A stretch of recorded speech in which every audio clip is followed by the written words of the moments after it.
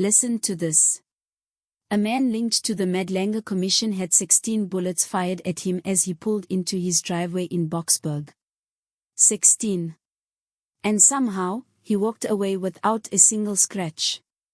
Yeah, you heard that right. I'm about to tell you something that should make your blood boil, because if this doesn't look like intimidation, then nothing does. Keep that number in your head.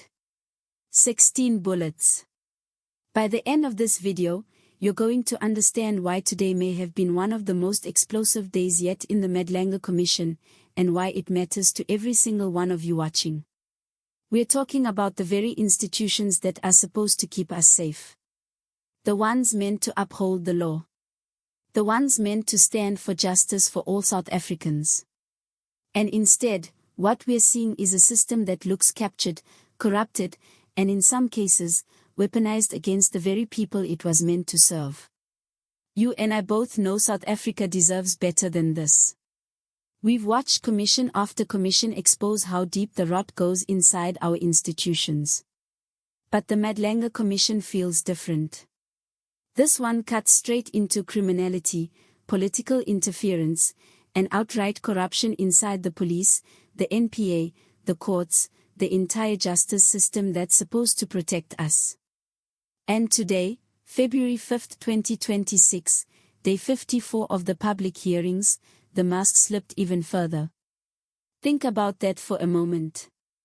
This isn't ancient history. This is happening right now, in real time, while crime is ripping through our communities. While families are losing loved ones to violence.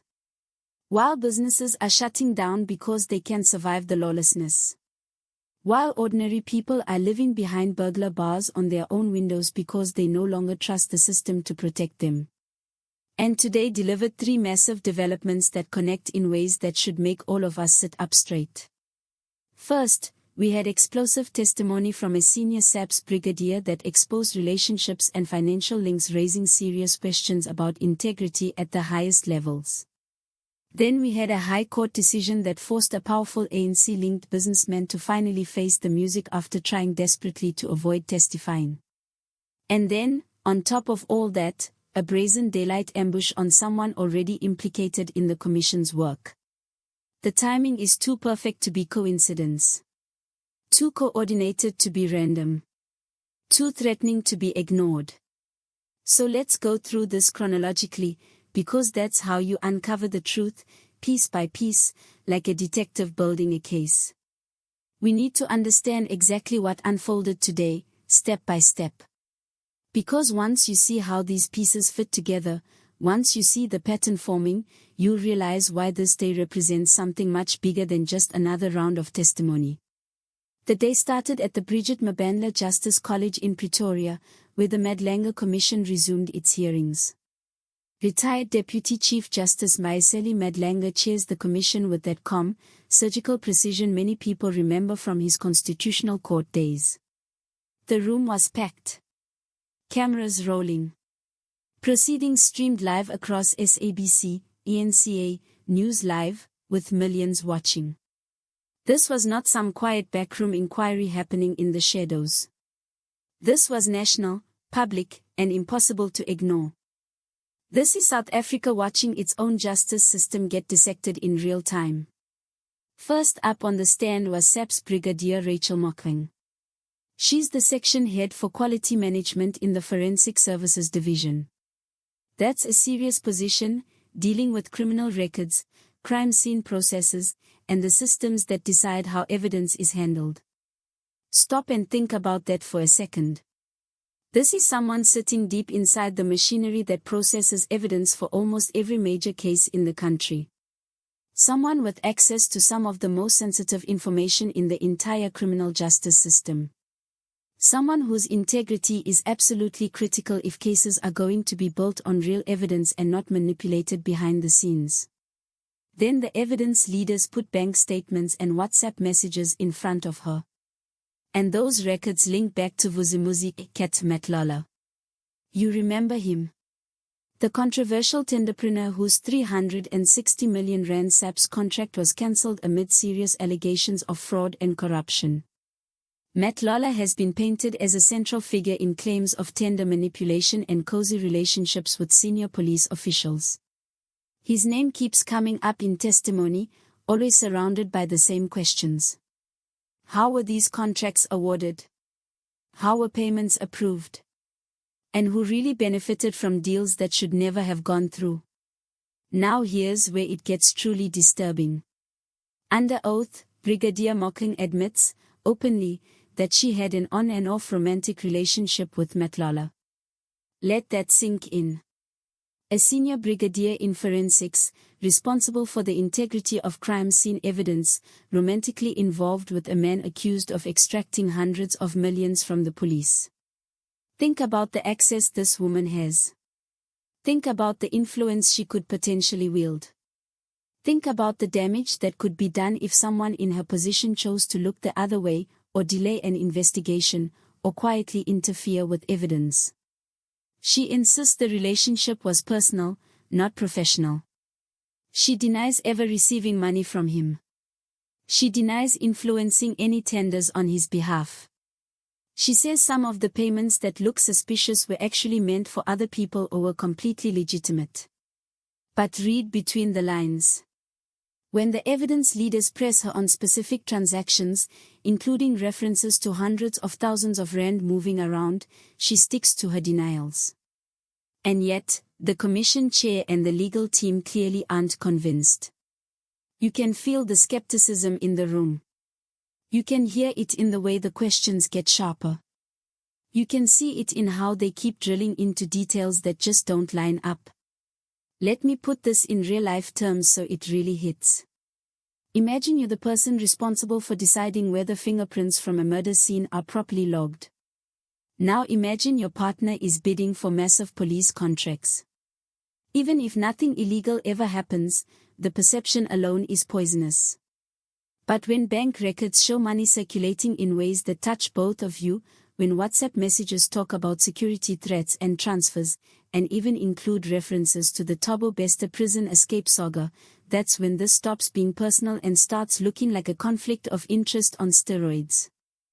That Thabo Bester reference alone should make your jaw drop. Here we have a forensic brigadier who admits to a relationship with a controversial contractor, and messages that somehow mention one of the most humiliating failures in our correctional and policing history. How does that connection even exist? What was being discussed? And why? These are not small questions. These are the kinds of questions that demand clear answers, not vague explanations and deflections. Morgan also speaks about threat assessments within the police.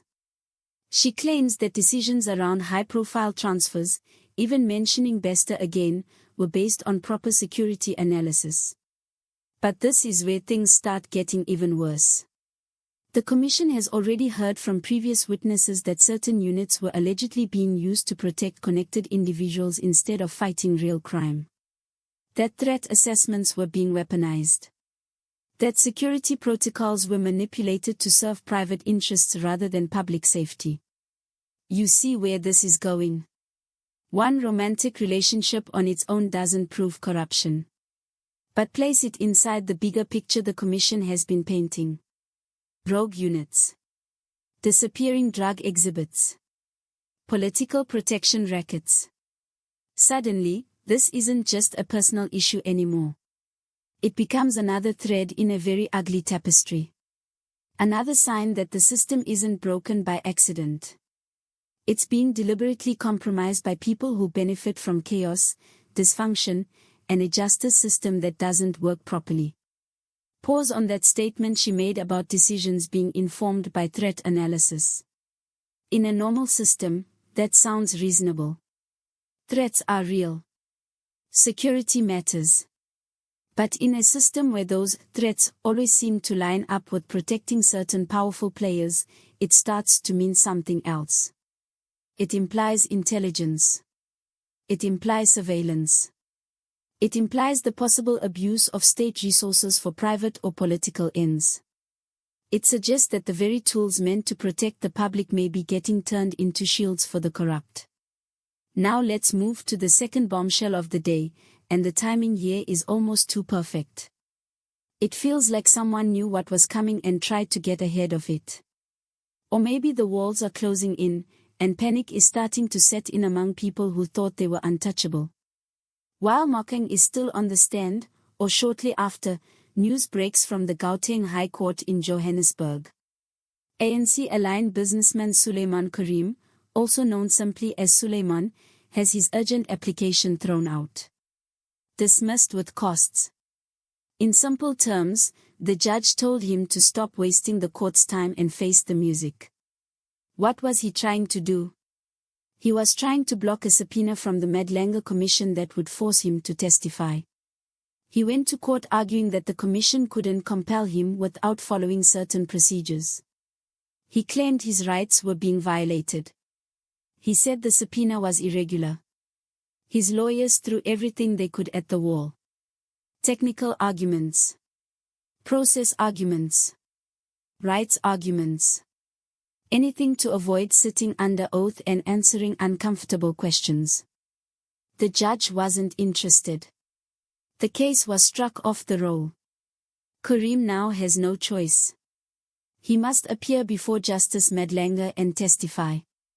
And that chair is going to be very uncomfortable, because the commission already has documents, financial records, and testimony from other witnesses. They're not bringing him in for small talk. They want to know where the money went and who really benefited. And here's why this is huge. Carrim has been accused of pocketing 2.5 million rand to help none other than Cat Matlola get paid on that cancelled 360 million rand SAPS contract. Yes, the same Cat Matlola linked to today's witness through romance and financial trails. The same Cat Matlola whose name keeps surfacing in connection with corrupt tenders and suspicious payments. The same Cat Matlola who seems to have had his fingers in every dirty pie inside the police procurement system. Let me break this down financially so you really feel the stakes. A 360 million rand contract for police services. Let that number sink in. That's money that should have gone into fighting crime, protecting communities, and giving the police the resources they actually need to do their jobs properly. Instead, the contract gets cancelled after serious allegations of irregularities. And yet, despite being cancelled, payments were allegedly still processed, with the help of connected individuals who took their own cuts along the way. Carrim is accused of being one of those middlemen. Someone who facilitated the flow of money. Someone who made sure certain people still got paid even after the deal was supposed to be dead. He denies it, of course. But the commission wants him on record, under oath, answering those questions in public. And he fought tooth and nail to avoid that chair. Ask yourself this. If you have nothing to hide, why run to court? Why seek an urgent interdict? Why spend huge amounts on lawyers just to dodge a simple subpoena? Why risk looking guilty by trying so hard to stay away from the witness stand if you're innocent? The commission itself argued in its court papers that Carrim's application cried out for vigilance, and that what he was really trying to do was permanently block the commission from exercising its powers. Do you think the shooting was directly linked? Who benefits from scaring witnesses into silence? What should happen to officers who form relationships that compromise the integrity of the entire justice system? Do you still believe this system can be fixed, or has it gone too far? And what needs to happen to make sure the Commission's findings don't end up as just another report that gathers dust, but real prosecutions, real arrests, and real consequences? Because 16 bullets, explosive testimony, and a romantic admission that raises massive red flags are not random events. They are connected. They form a pattern that should terrify every South African who still believes in justice. This is what state capture looks like in 2026. This is what happens when corruption becomes so entrenched that it no longer hides, it intimidates, it manipulates, and it fights back. We deserve the truth. We deserve accountability. We deserve a police force that serves the people, not criminal networks. We deserve courts that uphold the law, not protect the powerful. And we deserve a justice system that works for ordinary citizens, not against them. Until that happens, we have to stay vigilant. We have to keep watching. We have to keep demanding answers. Because the moment we look away is the moment they win.